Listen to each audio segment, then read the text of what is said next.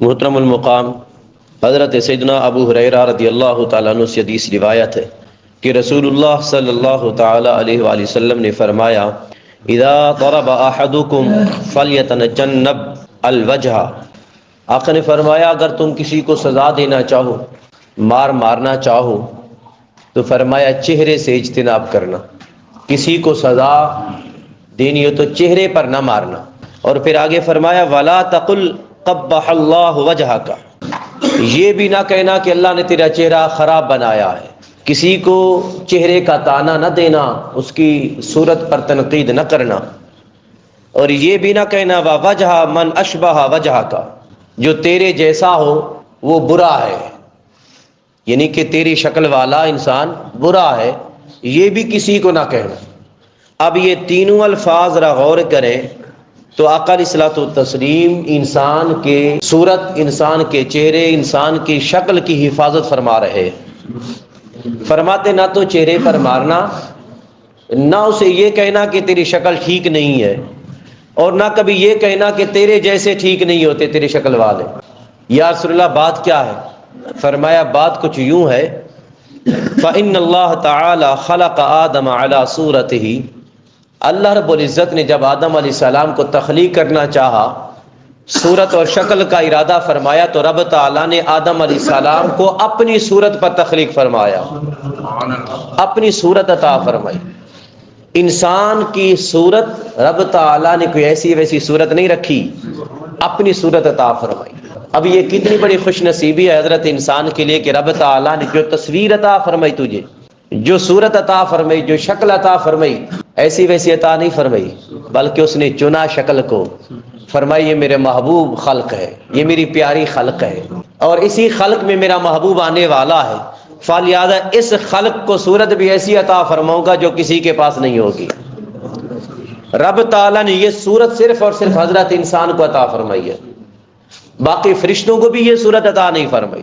یہ عرض کرتا چلو، اس لیے انسان ایک دوسرے کی صورت کا خیال رکھا کرے، کسی کی شکل کو خراب نہ کہا کرے۔ اور یہ بھی یاد رکھیے گا جب بنانے والا کچھ بناتا ہے نا، وہ اپنی پسند پہ بناتا ہے، بننے والے سے نہیں پوچھتا کہ بتا تجھے کیسے بناؤں، یا دوسروں سے بھی نہیں پوچھتا کہ میں یہ کیسے بناؤں، جیسے اس کو خود پسند ہوتا، اس کو اچھا لگتا ہے، وہ ویسے بنا دیتا ہے۔ وہ رنگ بھی وہی بناتا ہے، وہ شکل بھی وہی بناتا ہے، وہ صورت بھی وہی بناتا ہے، وہ اسی حیت کو تیار کرتا ہے، اسی شے کو بناتا ہے جو اسے پسند آتا ہے۔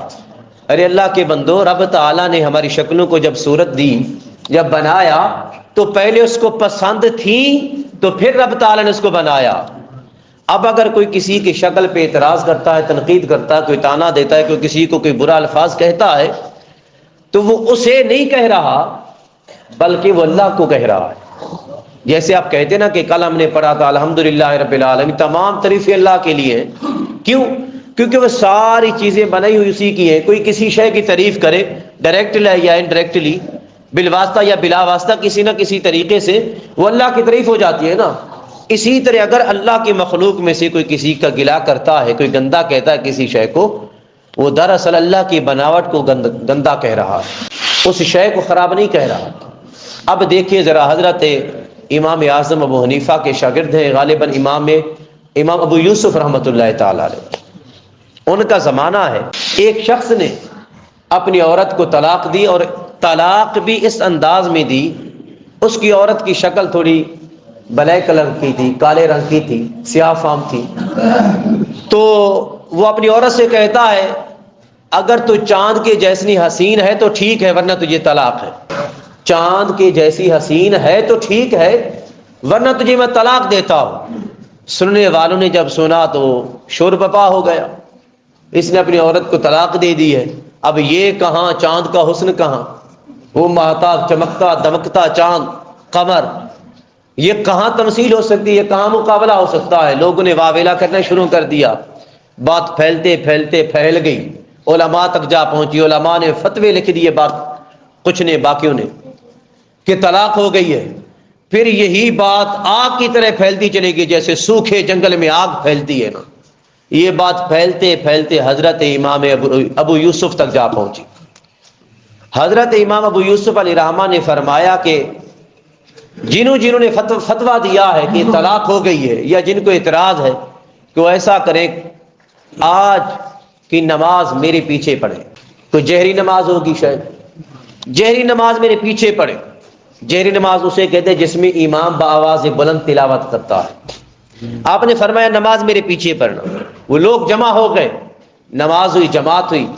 جب جماعت ہوئی تو آپ نے تلاوت کرنا شروع کی. فرمایا والتین والزیتون وطور سینین وہذا البلد الامین لقد خلقنا الانسان فی احسن تقویم. رب تعالی نے قسمیں تو کھائیں. قسمیں کیسی کہ ذرا دیکھیں. والتین، مجھے قسم ہے تین کی.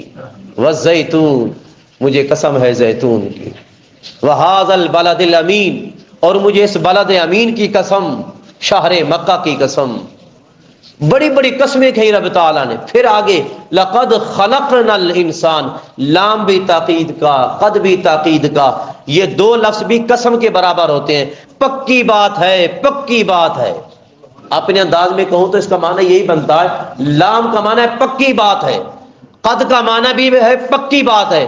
لقد خلقنا الانسان، پکی بات ہے، پکی بات ہے، ہم نے انسان کو سب سے بہترین صورت میں پیدا فرمایا، سب سے زیادہ حسین صورت میں پیدا فرمایا. جب آپ نے نماز مکمل کی فرمایا لوگوں بتاؤ قرآن سنا ہے یا نہیں سنا؟ حضور سنا ہے. فرمایا تم نے کیا سنا؟ رب کیا فرما رہا ہے؟ ارے چاند کیا ہے، چاہے دنیا کا جیسا بھی انسان ہو، چاہے ہزاروں چاند اس کی شکل پہ قربان ہو جائیں. کیوں؟ کیونکہ یہ وہ صورت ہے جس کو رب کہہ رہا ہے فی احسن تقویم. احسن کہتے ہیں سب سے زیادہ حسین کو، سب سے زیادہ خوبصورت کو. لقد خلقنا الانسان فی احسن تقویم. فرمایا ہم نے انسان کو سب سے زیادہ خوبصورت شکل میں پیدا فرمایا ہے، تقویم کیا ہے. سو محترم المقام، انسان سب سے زیادہ حسین، سب سے زیادہ خوبصورت ہے. فرمایا جا اپنی بیوی لے کر چلا جا. تیری بیوی کو طلاق نہیں ہوئی.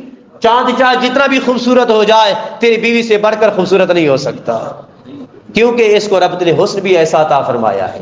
یہ سب سے زیادہ خوبصورت ہے. رب نے انسان کو ایسا بنایا ہے کہ جو شکل اب کو خود پسند آئی، جو کلر خود پسند آیا، جو رنگ اس کو پسند آیا اسی رنگ میں ڈھال دیا، اسی سانچے میں ڈھال دیا. فرمایا میں یہ نہیں پوچھتا کہ تجھے پسند ہے نہیں، ارے تم مجھ سے پوچھو کہ یہ شکل مجھے کتنا پسند ہے.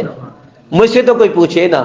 یہ رب کی تخلیق ہے، اس کو برا بھلا نہ کہا کرو، اس پر تنقید نہ کیا کرو، اس کو تانا نہ دیا کرو. بس رب تعالیٰ کی تخلیق پہ غور کیا کرو، اور اس بات پہ غور کیا کرو کہ تاجدار کائنات صلی اللہ تعالی وسلم کی الفاظ ہیں کہ آقا نے فرمایا رب تعالیٰ نے آدم علیہ السلام کو جو صورت عطا فرمائی، جو شکل عطا فرمائی، وہ شکل کوئی ایسی ویسی نہیں، رب نے اپنی صورت پہ پیدا فرمایا، اپنی صورت پہ پیدا فرمایا. سو دعا ہے رب تعالیٰ عمل کی توفیق عطا فرمائے. وما علیہ الا البلاغ.